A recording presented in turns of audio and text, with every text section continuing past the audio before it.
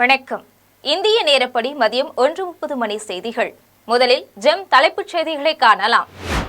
97,000 இடங்களில் BSNL 4G இணைய சேவையை தொடங்கி வைத்தார் பிரதமர் மோடி. உள்நாட்டு கருவிகளை பயன்படுத்தி 4G சேவையை வழங்குவது நாட்டுக்கே பெருமிதம் என பேச்சு. சூரத் பிலிமோரா இடையே 2027ஆம் ஆண்டில் புல்லட் ரயில் ஓடத் தொடங்கும். சூரத்தில் புல்லட் ரயில் திட்ட பணிகளை பார்வையிட்ட பின் ரயில்வே அமைச்சர் அஸ்வினி வைஷ்ணவ் தகவல். லடாக்கில் வன்முறையை தூண்டியதாக பருவநிலை செயற்பாட்டாளர் சோனம் வாங்சுக் கைது. தேசிய பாதுகாப்பு சட்டத்தில் ராஜஸ்தானின் ஜோத்பூர் மத்திய சிறையில் அடைப்பு. பிரிட்டன், பிரான்ஸ் உள்ளிட்ட நாடுகள் பாலஸ்தீனத்தை அங்கீகரித்ததற்கு பெஞ்சமின் நேதன்யாகு கண்டனம். ஐநா பொதுச்சபையில் நேதன்யாகு பேசிய போது பலர் வெளியேறியதால் வெறிச்சோடிய அரங்கம். இனி விரிவான செய்திகளை காணலாம். உள்நாட்டிலேயே தயாரிக்கப்பட்ட தொலைத்தொடர்பு கருவிகளை பயன்படுத்தி 4G இணைய சேவையை BSNL வழங்குவது நமது நாட்டுக்கு பெருமை என்று பிரதமர் மோடி தெரிவித்துள்ளார். ஒடிசா மாநிலம் ஜர்சுகுடாவில் நடைபெற்ற விழாவில் கலந்து கொண்ட பிரதமர் நரேந்திர மோடிக்கு அந்த மாநில ஆளுநர் அரிபாபு கம்பம்பதி, முதலமைச்சர் மோகன் சரண் மாஜி ஆகியோர் நினைவு பரிசு வழங்கி சிறப்பித்தனர். தொலைத்தொடர்பு, ரயில்வே, உயர்கல்வி, நலவாழ்வு, திறன் மேம்பாடு, ஊரக வீட்டு வசதி உள்ளிட்ட பல்வேறு துறைகளில் 60,000 கோடி ரூபாய் மதிப்பிலான திட்டங்களுக்கு பிரதமர் நரேந்திர மோடி அடிக்கல் நாட்டினார். நிறைவுற்ற திட்டங்களை தொடக்கியும் வைத்தார். 37,000 கோடி ரூபாய் மதிப்பீட்டில் உள்நாட்டு கருவிகளை கொண்டு எல்லைப்புற பகுதிகள், நக்சல் இயக்க பாதிப்புள்ள பகுதிகள், தொலைவு பகுதிகள் உள்ளிட்ட 97,500 இடங்களில் BSNL 4G இணைய சேவையை அளிப்பதாக பிரதமர் நரேந்திர மோடி தொடக்கி வைத்தார். ஒடிசா, ஆந்திரம், உத்தரப்பிரதேசம், மகாராஷ்டிரம், ராஜஸ்தான், அசாம், குஜராத், பீகார் ஆகிய 8 மாநிலங்களை சேர்ந்த முதலமைச்சர்கள் இந்த விழாவில் காணொலி மூலம் பங்கேற்றனர். அந்த மாநிலங்களில் BSNL 4G இணைய சேவையை பிரதமர் காணொலியில் தொடங்கி வைத்தார். ஒடிசாவின் பெக்காம்பூர், குஜராத்தின் சூரத்தில் உள்ள உத்னா நிலையங்கள் இடையேயான அமீர் பாரத் விரைவு ரயிலை பிரதமர் நரேந்திர மோடி கொடியசைத்து தொடங்கி வைத்தார். இயற்கை பேரிடரால் பாதிக்கப்பட்டோர், விதவைகள், மாற்றுத்திறனாளிகள் உள்ளிட்ட 50,000 பேருக்கு வீடு கட்டுவதற்கான பணி ஆணைகளையும் பிரதமர் நரேந்திர மோடி வழங்கினார்.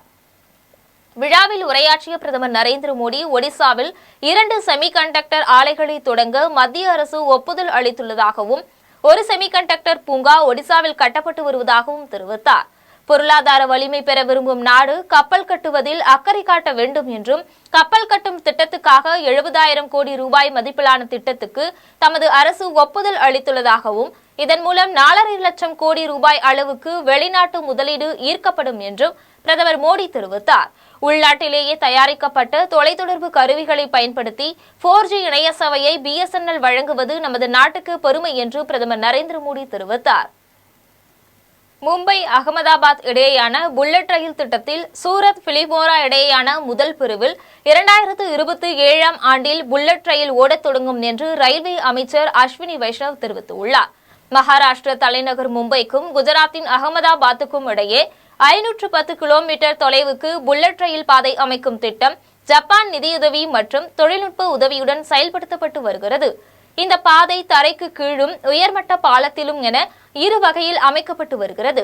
இந்நிலையில் குஜராத் மாநிலம் சூரத்தில் புல்லட் ரயில் பாதை பணிகளை ரயில்வே அமைச்சர் அஸ்வினி வைஷ்ணவ் நேரில் பார்வையிட்டு ஆய்வு செய்தார். ஆய்வுக்கு பின் செய்தியாளர்களிடம் பேசிய அமைச்சர் அஸ்வினி வைஷ்ணவ், புல்லட் ரயில் திட்டத்தில் சூரத் பிலிமோரா இடையேயான 70 கிலோமீட்டர் தொலைவுக்கான பாதை முதற்கட்டமாக 2027ஆம் ஆண்டு செயல்பாட்டுக்கு வரும் என்று தெரிவித்தார்.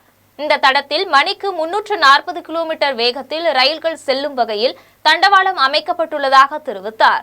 லடாக்கில் தேசிய பாதுகாப்பு சட்டத்தில் கைது செய்யப்பட்ட பருவநிலை செயற்பாட்டாளர் சோனம் வாங்சுக்கை ராஜஸ்தானில் ஜோத்பூர் மத்திய சிறையில் அடைத்துள்ளனர். காஷ்மீரிலிருந்து பிரிக்கப்பட்ட லடாக் ஒன்றிய ஆட்சி பகுதியாக உள்ளது. அதற்கு மாநில தகுதி அளிக்க கோரி பொதுமக்கள் போராட்டத்தில் ஈடுபட்டனர்.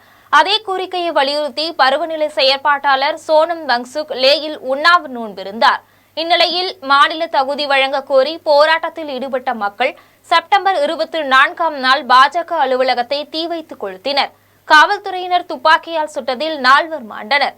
இதையடுத்து சோனம் வாங்சுக் தனது உண்ணா நோன்பை முடித்துக் கொண்டார். இருப்பினும் வன்முறை செய்யும்படி மக்களை தூண்டிவிட்டதாக கூறி தேசிய பாதுகாப்பு சட்டத்தில் சோனம் வாங்சுக்கை காவல்துறையினர் கைது செய்துள்ளனர். ராஜஸ்தானில் உள்ள ஜோத்பூர் மத்திய சிறையில் அவரை அடைத்துள்ளனர்.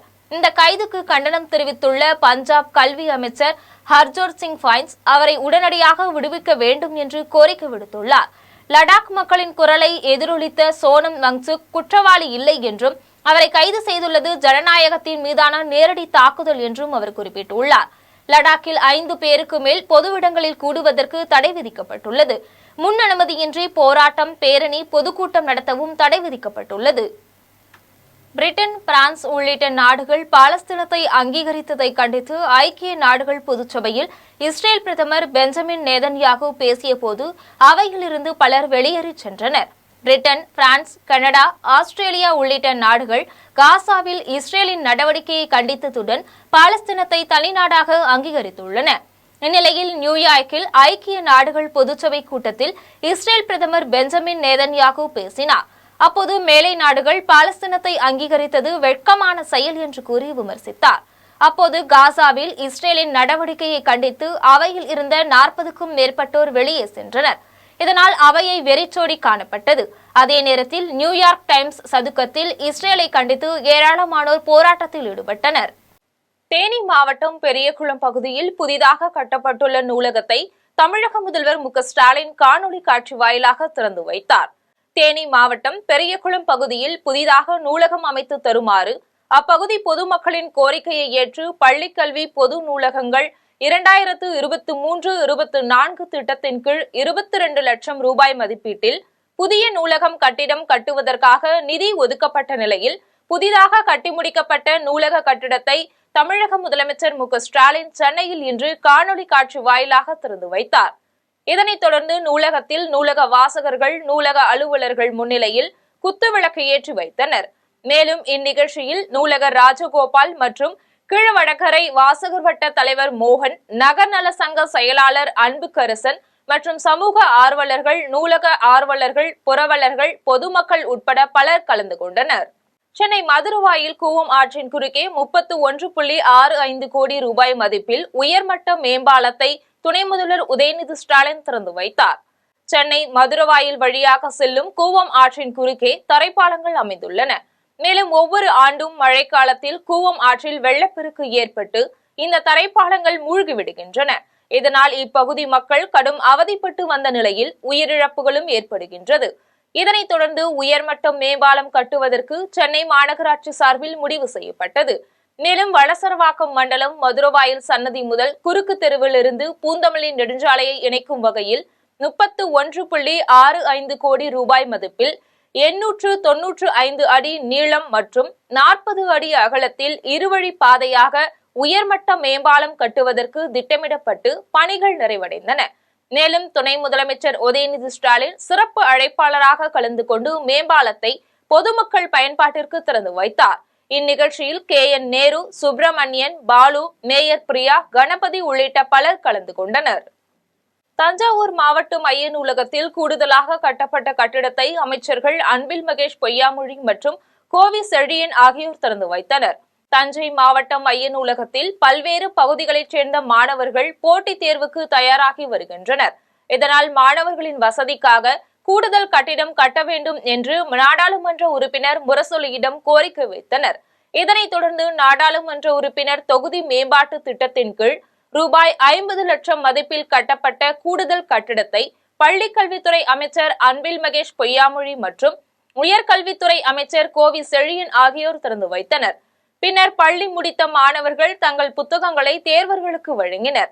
இதைத் தொடர்ந்து தஞ்சாவூர் நாடாளுமன்ற உறுப்பினர் தொகுதி மேம்பாட்டு திட்டத்தின் கீழ் ரூபாய் 49 லட்சம் மதிப்பீட்டில் ஒக்கநாடு மேலையூர் அரசு உயர்நிலைப் பள்ளியில் கூடுதலாக கட்டப்பட்ட வகுப்பறைகளையும் அமைச்சர்கள் திறந்து வைத்தனர். ஆட்சியர் பிரியங்கா பங்கஜம் தலைமையில் நடைபெற்ற இந்நிகழ்ச்சியில் MP முரசொலி, அமைச்சர்கள் துரை சந்திரசேகரன், TKG நீலமேகம், மேயர் சன் ராமநாதன், துணை மேயர் அஞ்சுகம் பூபதி உள்ளிட்ட பலர் கலந்து கொண்டனர். தமிழகத்தில் முறையான அனுமதி இல்லாமல் பதிவு செய்யாமல் காப்பகங்கள் செயல்பட்டால் நடவடிக்கை எடுக்கப்படும் என மகளிர் உரிமைத்துறை அமைச்சர் P. கீதா ஜீவன் தெரிவித்துள்ளார். தூத்துக்குடி மாவட்டத்தில் பெண் குழந்தைகளை பாதுகாப்போம், பெண் குழந்தைகளுக்கு கற்பிப்போம் என்ற திட்டத்தின் கீழ் அங்கன்வாடி பணியாளர்கள், செவிலியர்களுக்கு பயிற்சி அளிக்கும் திட்டத்தை அமைச்சர் P. கீதா ஜீவன் தொடங்கி வைத்தார். இதையடுத்து அவர் செய்தியாளர்களிடம் பேசிய போது தமிழகத்தில் முறையான அனுமதி இல்லாமல் செயல்பட்ட 600 காப்பகங்கள் மூடப்பட்டுள்ளது என கூறினார். மேலும் கோவையில் உள்ள காப்பகத்தில் மாணவரை பெல்ட்டால் தாக்கிய விவகாரத்தில் உடனடியாக அந்த நபர் மீது நடவடிக்கை எடுக்கப்பட்டு கைது செய்துள்ளனர் என தெரிவித்தார். இந்நிகழ்ச்சியில் மாவட்ட ஆட்சியர் இளம் பகவத் உள்ளிட்ட நிர்வாகிகள் ஆகியோர் கலந்து கொண்டனர்.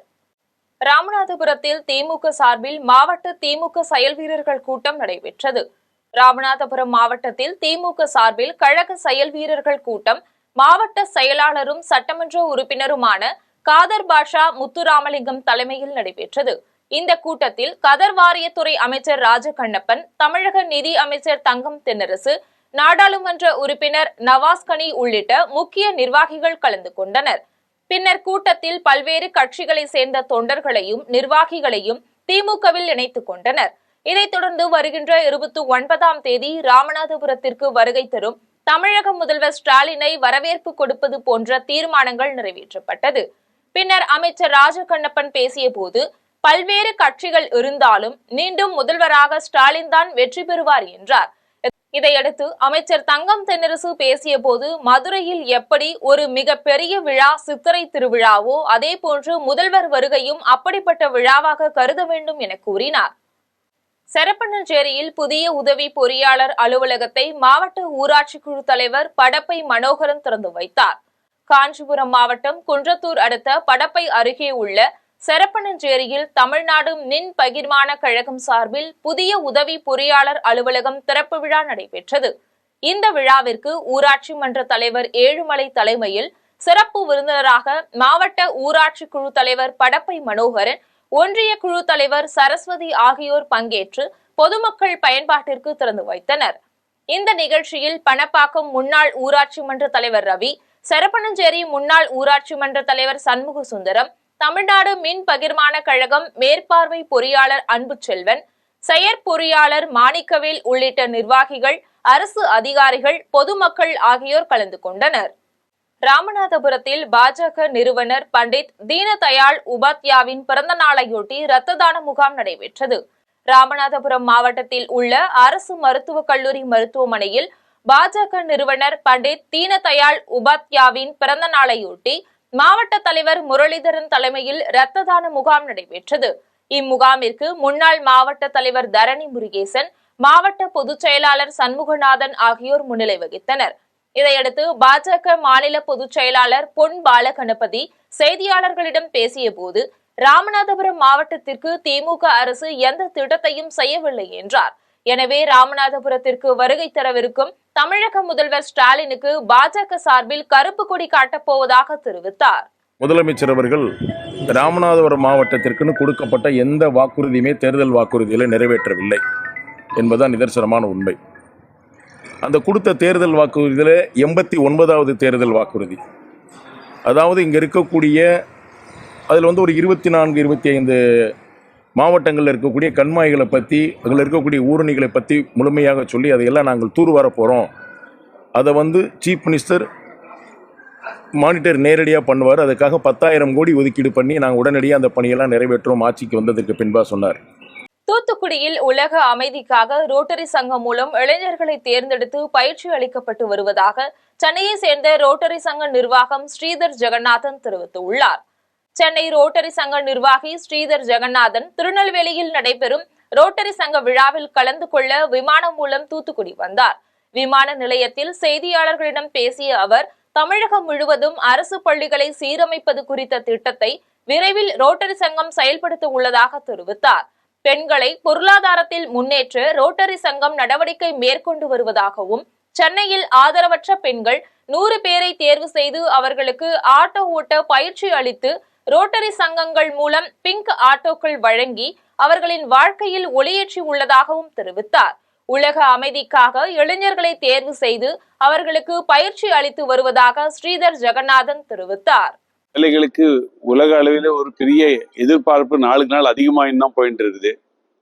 உலகளாவிய அளவில் போலியோ ஒழித்தது ரோட்டரி சங்கம் என்று சொல்ல போகிற சமயத்தில் 1981ஆம் ஆண்டு முதலாக சென்னையில், தமிழ்நாட்டில் தான் இந்தியாவிலேயே முதலாக போலியோ ஒழிப்பதற்கான வேக்சின் ப்ரோக்ராம் ஆரம்பிக்கப்பட்டது. ராணிப்பேட்டை மாவட்டம் அரக்கோணம் ரயில் நிலையத்தில் பயணிகளுக்கு அனைத்து அடிப்படை வசதிகளையும் செய்து தர வேண்டும் என ரயில் பயணிகள் சங்க தலைவர் நைனா மாசுலாமணி கோரிக்கை விடுத்துள்ளார். ராணிப்பேட்டை மாவட்டம் அரக்கோணம் ஜோதி நகரில் உள்ள தனியார் அரங்கில் ரயில் பயணிகள் சங்க செயற்குழு கூட்டம் தலைவர் நைனா மாசுலாமணி தலைமையில் நடைபெற்றது.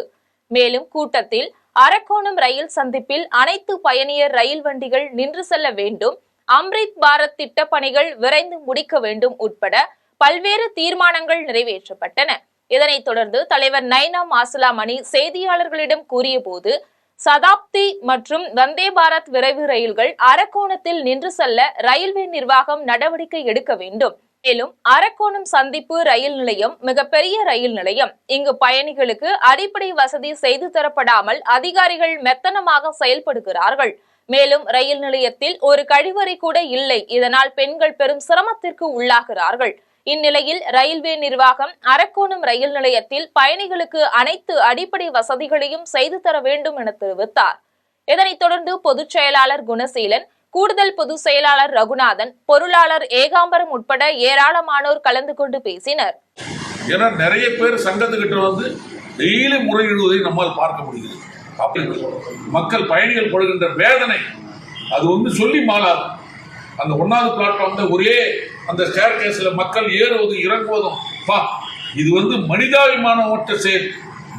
ஆம்பூர் வட்டாட்சியர் அலுவலகத்தில் வருவாய்த்துறை கூட்டமைப்பு சார்பில் அலுவலர்கள் காத்திருப்பு போராட்டத்தில் ஈடுபட்டனர். மாநிலம் முழுவதும் பல்வேறு பகுதிகளில் வட்டாட்சியர் மற்றும் மாவட்ட ஆட்சியர் அலுவலகம் முன்பு வருவாய்த்துறை கூட்டம் சார்பில் வருவாய்த்துறை அலுவலர்கள் உங்களுடன் ஸ்டாலின் முகாம் பணிகளை புறக்கணித்து 9 அம்ச கோரிக்கைகளை நிறைவேற்ற கோரி தமிழக அரசை வலியுறுத்தி காத்திருப்பு போராட்டத்தில் ஈடுபட்டனர்.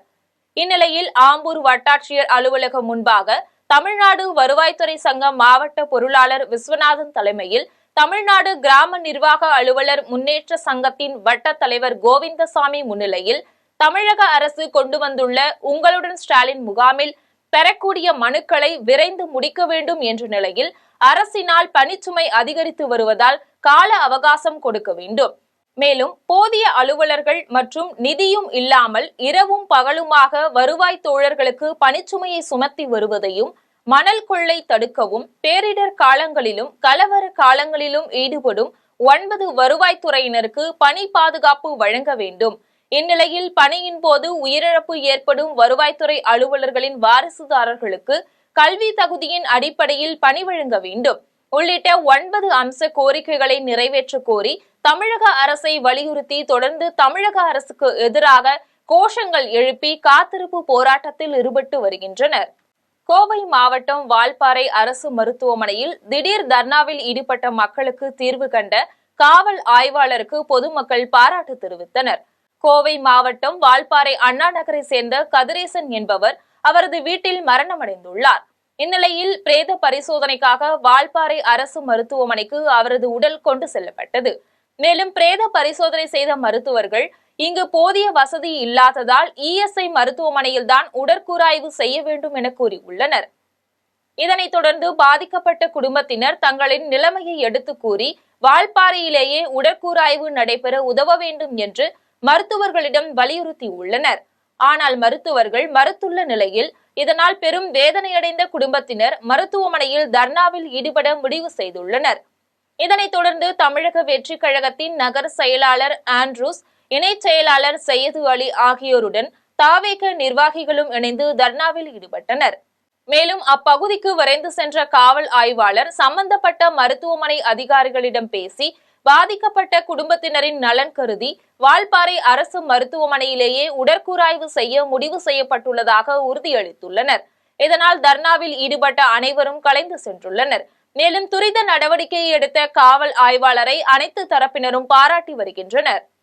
புதுக்கோட்டையில் அரசு போக்குவரத்து ஊழியர்கள் கோவிந்தா என்ற கோஷத்துடன் நெற்றியில் நாமம் போட்டுக்கொண்டு பிச்சையெடுக்கும் போராட்டத்தில் ஈடுபட்டதால் பரபரப்பு ஏற்பட்டது. புதுக்கோட்டை மாவட்டம் அரசு போக்குவரத்து கழக அலுவலகம் முன்பு அரசு போக்குவரத்து ஊழியர் சங்கம் CITU சார்பில் 40வது நாளாக 15க்கும் மேற்பட்ட ஊழியர்கள் காத்திருப்பு போராட்டத்தில் ஈடுபட்டுள்ளனர். இந்த போராட்டத்தில் தேர்தல் வாக்குறுதிப்படி அனைவருக்கும் பழைய பென்ஷன் வழங்கிட வேண்டும், 25 மாதமாக நிலுவையில் உள்ள ஓய்வு கால பலன்களை உடனடியாக வழங்க வேண்டும் உள்ளிட்ட பல்வேறு கோரிக்கைகளை வலியுறுத்தி கோவிந்தா என்ற கோஷங்கள் எழுப்பி நெற்றியில் நாமம் போட்டுக்கொண்டு பிச்சை எடுக்கும் போராட்டத்தில் ஈடுபட்டதால் பெரும் பரபரப்பு ஏற்பட்டது. இதைத் தொடர்ந்து புதிய பேருந்து நிலையம் உள்ளே சென்று பிச்சை எடுக்க முற்பட்ட நிர்வாகிகளை காவல்துறையினர் தடுத்து நிறுத்தினர். பின்னர் அலுவலகம் முன்பு உட்கார்ந்து பிச்சை எடுக்கும் போராட்டத்தில் ஈடுபட்டனர். பூவிருந்தவல்லியில் தமிழ்நாடு சுன்னத் ஜமாத் சார்பில் பயங்கரவாத இஸ்ரேலை கண்டித்து கண்டன ஆர்ப்பாட்டம் நடைபெற்றது. திருவள்ளூர் மாவட்டம் பூவிருந்தவல்லியில் உள்ள குமணஞ்சாவடியில் பயங்கரவாத இஸ்ரேலை கண்டித்து தமிழ்நாடு சுன்னத் ஜமாத் சார்பில் கண்டன ஆர்ப்பாட்டம் நடைபெற்றது. இந்த ஆர்ப்பாட்டத்திற்கு மாநில துணை செயலாளர் பூவை யாசின் தலைமை தாங்கினார். இதில் சிறப்பு விருந்தினராக மாநில பொதுச் செயலாளர் அக்ரம் கான் பங்கேற்று கண்டன உரையாற்றினார். பின்னர் மாநில செயற்குழு உறுப்பினர் நாசர், மாவட்ட நிர்வாகிகள் சுல்தான், ஹனீஃபா, மாஜித், இம்மத் ஆகியோர் முன்னிலை வகித்தனர். தொடர்ந்து போராட்டத்தில் பாலஸ்தீன மக்கள் மீது இஸ்ரேல் அரசு தொடுத்துள்ள இனப்படுகொலையை உடனடியாக தடுத்து நிறுத்த வேண்டும் உள்ளிட்ட கோரிக்கைகளை வலியுறுத்தி கோஷங்களை எழுப்பினர். இன்று உலகமே உற்றி நோக்கிக் கொண்டிருக்கிறோம். இஸ்ரேல் ரவுடி கொடுங்கோலன் பச்சள மண்ணை கூட பார்க்காமல் அங்க இருக்க மக்களை பசியும் பட்டினியாக கொண்டு குவித்துக் கொண்டிருக்கிறார்கள். ஈஞ்சம்பாக்கத்தில் குண்டும் குழியுமாக உள்ள சாலையை சீரமைக்க பொதுமக்கள் கோரிக்கை விடுத்துள்ளனர்.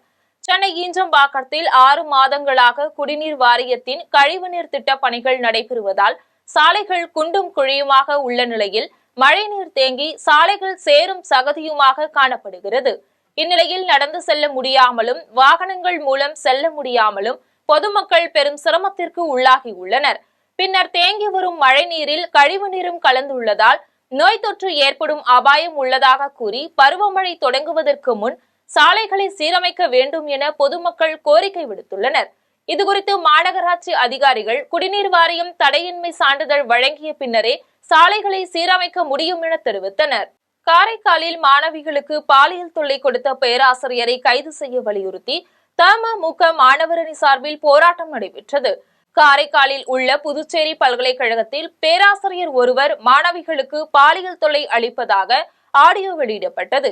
இந்த சம்பவம் பெரும் பரபரப்பை ஏற்படுத்திய நிலையில் பேராசிரியரை கைது செய்ய வலியுறுத்தி தமுக மாணவரணி சார்பில் 100க்கும் மேற்பட்டோர் மாவட்ட ஆட்சியர் அலுவலகத்தை முற்றுகையிட்டனர். இதையடுத்து மாவட்ட ஆட்சியர் அலுவலகத்தை முற்றுகையிட்டவர்களை காவல்துறையினர் தடுத்து நிறுத்தி பேச்சுவார்த்தை நடத்தினர். அப்போது போராட்டத்தில் ஈடுபட்டவர்கள் மாணவிகளுக்கு பாலியல் தொல்லை அளித்த பேராசிரியரை உடனடியாக கைது செய்ய வலியுறுத்தி புதுச்சேரி அரசுக்கு எதிராக கண்டன முழக்கங்கள் எழுப்பினர். அந்த பாலியல் குற்றச்சாட்டு ஆனால் ஒரு வாரமாகியும் மாவட்ட நிர்வாகம் காவல்துறை அவர் மீது எந்த நடவடிக்கையும் எடுக்கவில்லை. கேட்டால் ஒரு கமிட்டி அமைத்திருக்கிறேன் என்று சொல்கிறார்கள்.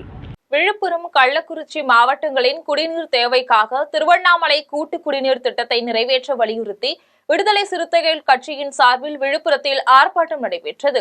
ஊரக வேலை திட்டத்தையும் ஜல்ஜீவன் திட்டத்தையும் முறையாக நடைமுறைப்படுத்த வலியுறுத்தி விழுப்புரம் நாடாளுமன்ற உறுப்பினர் ரவிக்குமார் தலைமையில் விழுப்புரத்தில் ஆர்ப்பாட்டம் நடைபெற்றது.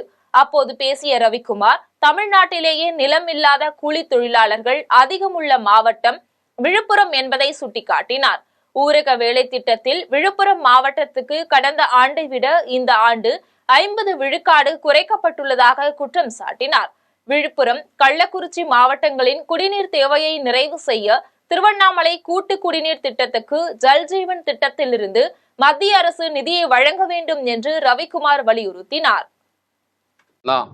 கடந்த ஆண்டு இதுல ஒரு 600 கோடி ரூபாய் அளவுக்கு அவர்கள் வேலை செஞ்சு ஊதியம் பெற்றிருக்காங்க இந்த மாவட்டத்தில் இருக்க மக்கள்.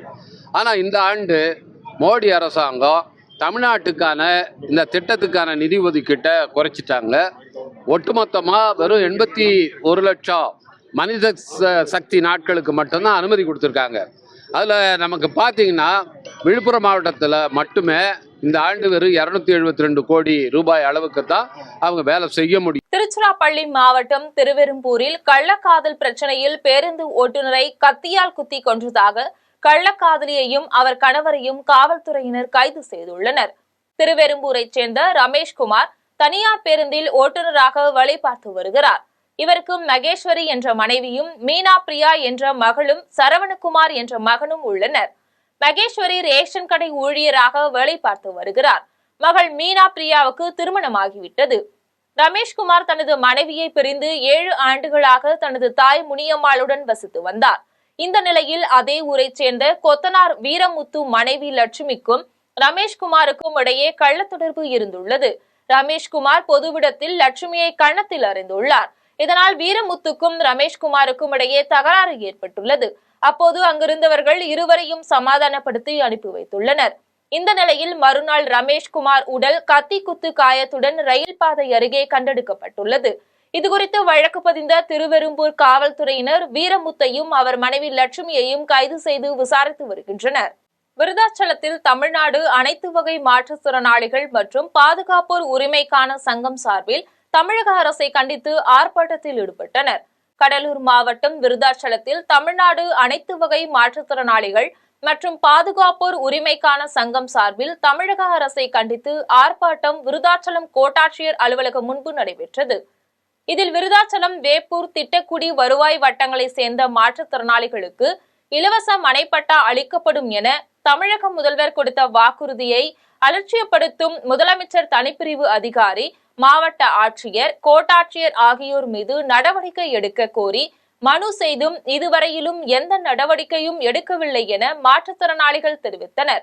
இந்த ஆர்ப்பாட்டத்தில் திட்டக்குடி வட்ட தலைவர் ராஜேந்திரன், வட்ட செயலாளர் முருகேசன், வட்ட பொருளாளர் பன்னீர்செல்வம், விருதாச்சலம் வட்ட தலைவர் விமலா ஆகியோர் போராட்டத்தில் ஈடுபட்டனர். மாற்றுத்திறனாளி சங்கம் சார்பில் 25ஆம் தேதி காத்திருப்பு போராட்டம் அறிவித்தோம். அதன் அடிப்படையில் விருத்தாசலம் தாசில்தார் பார்த்தீங்கன்னாக்க அழைச்சி பேச்சுவார்த்தை நடத்தினாங்க. அந்த பேச்சுவார்த்தையில் எங்களுக்கு உடன்பாடு இல்லைன்ற பட்சத்தில் மாற்றுத்திறனாளி சங்கம் சார்பில் அமைப்பினுடைய மாநில குழு உறுப்பினர் ரவீந்திரன் தலைமையில் இன்னைக்கு காத்திருப்பு போராட்டம் நடந்துச்சு. இது என்னன்னு சொன்னால், திட்டக்குடி, விருத்தாசலம், வேப்பூர் தாசில்தார், ஆர்டிஓ அந்தோணி சார் அவங்க அழைச்சி பேச்சுவார்த்தை நடத்துனதில் பார்த்தீங்கன்னாக்க அவங்களுக்கு பார்த்தீங்கன்னாக்கா 10 நாளுக்குள்ளே 3 தாசில்தாருமே 10 நாளுக்குள்ளே அவங்களுக்கான இடத்த தேர்வு பண்ணி இடத்த கொடுக்குறேன்னு சொல்லியிருக்காங்க. இனி வருவது தங்கம் வெள்ளி விலை.